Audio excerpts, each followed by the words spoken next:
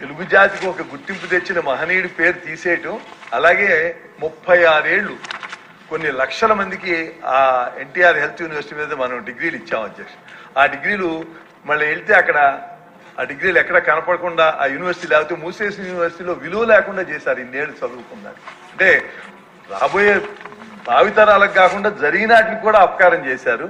ఈ యూనివర్సిటీ పేరు 2006లో 96లో చంద్రబాబు నాయుడు గారు పెట్టి కొత్త మెడికల్ కాలేజీలు లేకపోతే మన వాళ్ళందరూ పక్క రాష్ట్రాలకు వెళ్ళిపోతున్నారని అప్పుడు ఒక హై లెవెల్ కమిటీ వేసి కొన్ని చాలా మెడికల్ కాలేజీలు తీసుకొచ్చారు. దానివల్లనే ఇవాళ ప్రపంచ దేశాల అన్ని దేశాల్లోనూ మన డాక్టర్లు చదువుకుంటున్నారు అధ్యక్ష.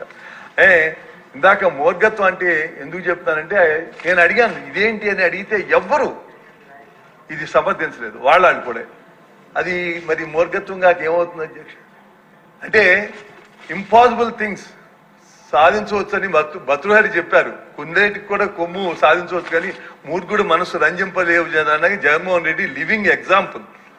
ఎందుకంటే ఇవాళ చూస్తున్నాం మీరు మనం చాలాసార్లు ఆయన అధికారంలో ఉండగా కోర్టుకు వెళ్ళి 200-300 కేసులు ఓడిపోయారు. దున్నపోతు మీద వారిని కోసినట్టు ఏమి పట్టించుకోలే. ఇవాళ లెజిస్లేచర్ మన హక్కు దాని మీద నాకు అపోజిషన్ ఇవ్వలేదని కోర్టులో కేసు వేస్తామంటే అది మూర్ఘత్వం కాకేమవుతుంది. రేపు నాకు 151 ఉండేది 11 మిగిలిన 140 పోయింది. ఆయన కూడా అసెంబ్లీలోకి రప్పించమని కూడా కేసు వేయగలడు ఆయన మహా అంత మూర్ఘత్వం. There is a limit for any sense.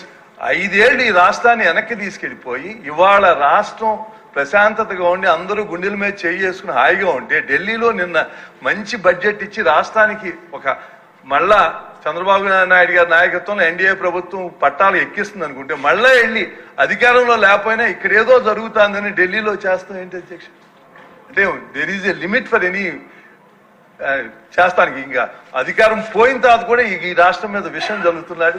అట్లాంటిది ఆ మహనీయుడి పేరు మళ్ళా తీసుకొస్తున్నందుకు ప్రభుత్వాన్ని మనస్ఫూర్తిగా నేను అభినందిస్తూ నేను ఈ బిల్లును సమర్థిస్తాను అధ్యక్ష.